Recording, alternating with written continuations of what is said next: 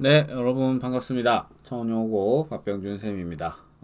이번 시간에는 경기 변동에 대한 대응 정책에 대해서 배워볼 수 있도록 하겠습니다.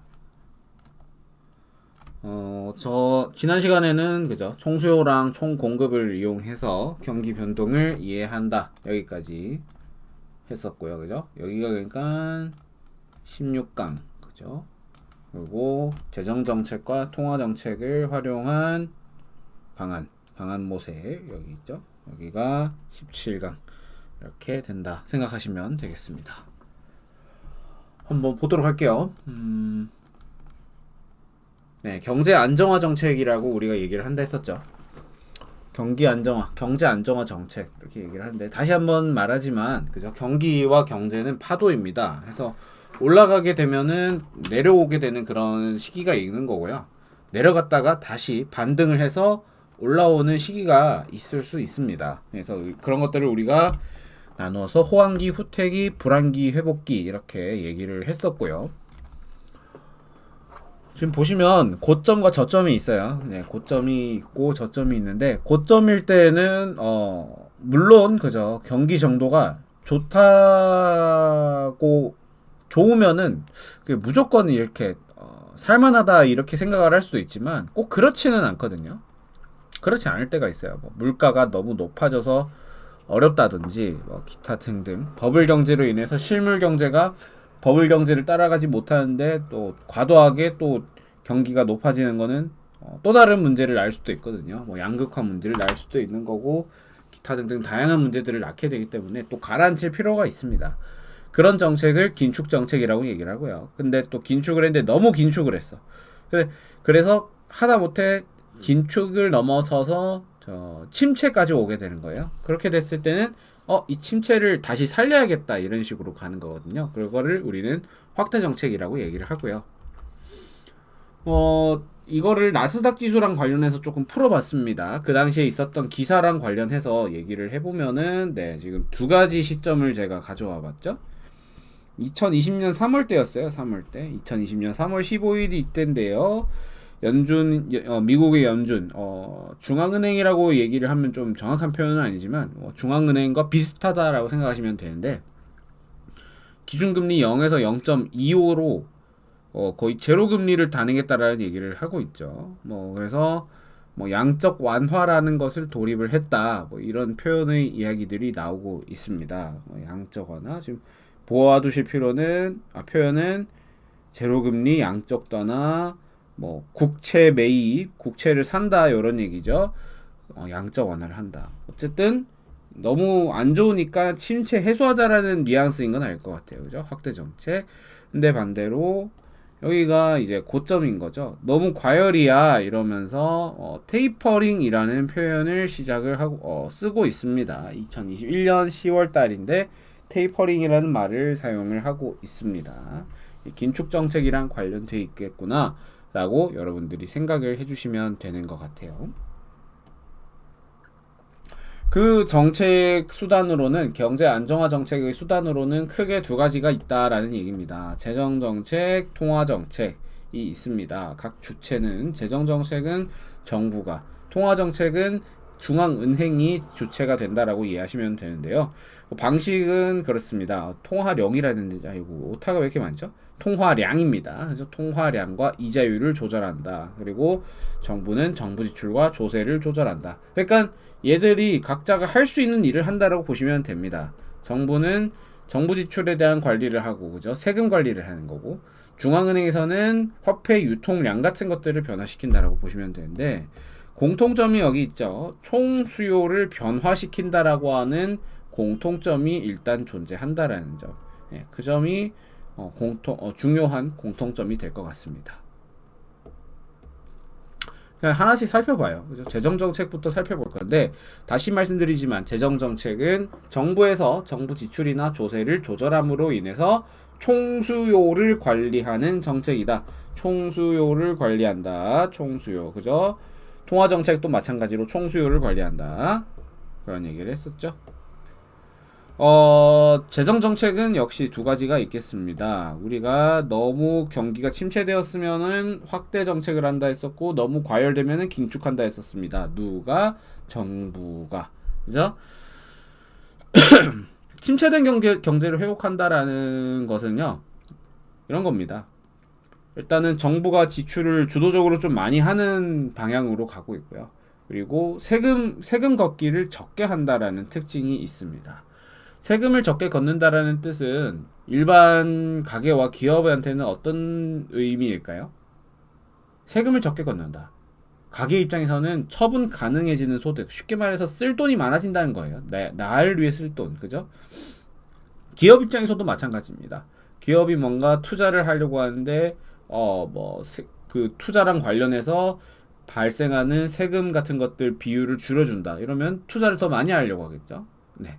그로 인해서 일단 1차적으로 정부 지출이 증가를 하고, 두 번째로는 뭐 기타 부수적인 측면으로서 기업 투자 지출, 소비 지출 같은 게 증가하면서 총수요가 증가한다. 이렇게 볼 수가 있겠죠.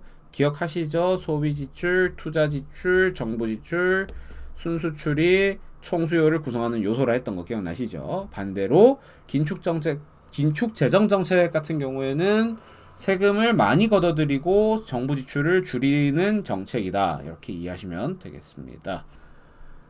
거꾸로니까 설명을 굳이 많이 드리지 않도록 하겠습니다. 네. 그죠? 그래서 확대 재정 정책은 고점일 때까지 보통은 이렇게 총수요 늘리는 방식으로 갔다가 불황기에 총수요가 줄어들었다가 다시 늘어났다 줄어들었다 이렇게 약간 왔다 갔다 한다. 이렇게 보시면 될 것 같고요. 통화정책입니다. 통화정책은 중앙은행에서 통화량이나 이자율을 조절함으로 총수요 역시 총수요 그지? 아이고. 총수요를 관리하는 정책이다. 역시 나와 있다는 점. 그죠? 주체가 다를 뿐. 그리고 그 주체가 하는 수단이 다를 뿐 총수요 관리한다는 점은 똑같아. 그 재정 정책이랑 그런 얘기입니다. 여기서 알아두셔야 할 점, 이자율은 통화의 시간적 가치이다. 이 점을 명심해 주시기 바랍니다. 화폐의 가치가 이자율이다. 이렇게 이해를 해 주시는 게 이 통화 정책을 이해함에 있어서 좋은 예시가 될 겁니다. 통화 정책의 세 가지 유형이 있습니다. 보시게 되면은요. 공개시장 운영, 지급준비제도, 여신과 수신제도 이렇게 세 가지가 있는데요. 제일 많이 하는 게 공개시장 운영 제도 같아요. 네, 공개시장 운영 제도를 제일 많이 한다라고 보시면 됩니다. 그래서 아주 중요한 통화 정책 수단이 됩니다. 실제로 뭐 시험에서 중요하다 뭐 이런 얘기도 이런 얘기가 아니라 실제 시사 경제 뉴스를 볼 때 요 얘기는 꼭 이해를 하셔야 돼요. 앞으로 여러분들이 뭐 투자를 하든 뭐 경제 생활을 하든 채권과 관련해서 건드리는 겁니다. 중앙은행이 채권 같은 것들을 사거나 파는 그런 어떤 행동들을 한다. 이렇게 이해해 주시면 될 것 같아요. 좀 이따 메커니즘을 좀 설명드리도록 하고요. 두 번째, 지급준비 제도입니다. 중앙은행이 은행의 지급준비율을 조정한다. 보시면 되고요. 여수신 제도는 금융기관에게 대출을 해주거나 예금을 받아서 하는 어떤 통화량 조절 방식입니다. 하나씩 살펴보죠. 공개시장 운영이라는 것이 있습니다. 첫 번째, 제일 중요한 어떤 통화 정책 중 하나라고 했었죠. 그죠? 네, 보시게 되면은 채권을 사거나 팔게 됩니다. 일단 첫 번째, 확대 통화 정책을 하게 되면은 중앙은행이 채권을 매입합니다. 네, 그죠? 매입합니다. 방금 기억하실지 모르겠는데 미국에서 채권을 매입함으로 양적 완화를 한다라고 얘기를 했어요. 매입을 한다라는 뜻은 그죠? 그러니까 이렇게 해봅시다. 은행이 있고 시장이 있다라고 가정을 해봅시다. 은행에다가 은행에 있는 돈을 그죠? 돈을 시장에다가 갖다 줘야 되는 거예요. 그죠? 갖다 주려면 시장에서는 어떻게 본인이 가지고 있는 채권을 이렇게 내야 되는 그런 일이 발생을 하는 거죠. 뭐 정확한 표현은 아닌데요. 쉽게 얘기하면 다시 한번 얘기하면 은행에서 야 시장아 너네가 가지고 있는 시중에 있는 채권들 우리한테 넘겨라. 우리가 달러로 너네 채권을 살게. 요런 뜻입니다. 그렇게 되면은 결과론적으로 시중에 통화량이 그죠? 시중에 달러가 풀리게 되는 그런 어떤 일이 생기는 거죠. 달러가 풀리게 되면은 시중에서 돈의 가치는 어떻게 된다고요? 줄어든다고요. 그죠? 결론적으로는 이자율이 감소를 하게 되는 그런 효과가 나오게 된다. 이렇게 이해하시면 되고요. 반대로 긴축 통화 정책 할 때는 채권을 판매를 하겠죠. 본인이 가지고 있던 채권을 팔아버립니다. 팔으니까 시중에서 돈을 흡수를 해오게 되겠죠. 그죠? 돈을 받아오겠죠. 그로 인해서 시중 통화량은 감소를 하게 되고 이자율이 증가하게 되는 일이 발생을 하게 됩니다.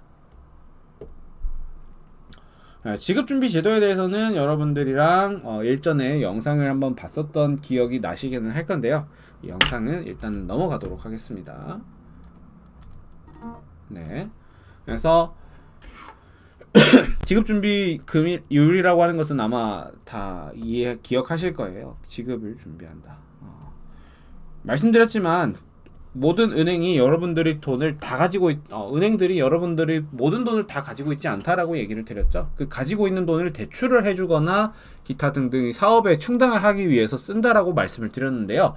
그럼에도 불구하고 여러분들은 어쨌든 여러분들이 돈을 필요로 할 때 은행에서 뺄 수가 있어야 되잖아요. 그죠? 그때 필요한 게 지급준비율이라고 하는 겁니다. 은행아, 너네 그래도 고객들이 너네 대출해주고 그런 건 좋은데 고객들이 이렇게 돈을 요구를 한다. 다시 출금할래요 한다 했을 때 너네 그래도 그때 줄 돈은 있어야 되지 않겠니? 이 정도는 가지고 있어 라고 하는 게 지급준비율이에요. 해서 근데 확대 통화 정책을 할 때에는 중앙은행에서 은행의 지급 준비율을 낮춰버립니다. 즉 은행에서 꽁쳐둬야 할 돈이 많이 없어지는 거죠. 그러다 보니까 은행에서는 대출해줄 수 있는 돈이 많아지는 겁니다. 그로 인해서 시중 통화량 증가, 이자율 감소라는 효과가 나게 되고요. 긴축 통화 정책을 할 때는 반대겠죠. 지급 준비율을 높임으로 인해서 시중에 대출해줄 수 있는 금액이 줄어들게 되고 자연스럽게 시중 통화량 감소, 이자율 증가라고 이렇게 보시면 되겠습니다. 마지막으로 여수신 제도죠. 이거 기억하시는지 모르겠는데요. 여신과 수신 해서 기억하시는지 모르겠습니다. 금융기관에게 대출을 해주거나 예금을 주고받는 방식의 어떤 통제를 통해서 통화정책을 수행하겠다 이런 얘기였죠.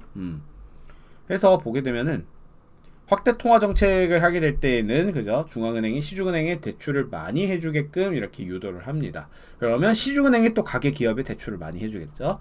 반대로 긴축 통화 정책일 때에는 중앙은행이 대출을 적게 하도록 요인을 마련하게 됩니다. 네, 그런 차이가 있다 이해하시면 될 것 같아요. 어렵지 않을 거라고 생각을 합니다. 네, 방금 통화 정책도 확대와 긴축의 양상이 지속적으로 반복되면서 경제가 흘러간다 보시면 될 것 같아요. 이것도 지금 통화정책, 재정정책이어서 총수요를 변화시키는 그 그래프만 제가 가져왔지 총공급의 변화로 인해서 경기가 변동하게 되는 일들도 충분히 생겨날 수 있습니다. 그런 점들을 염두에 두시면서 복습을 하시기 바랍니다. 여기까지 수업을 하도록 하겠습니다. 감사합니다.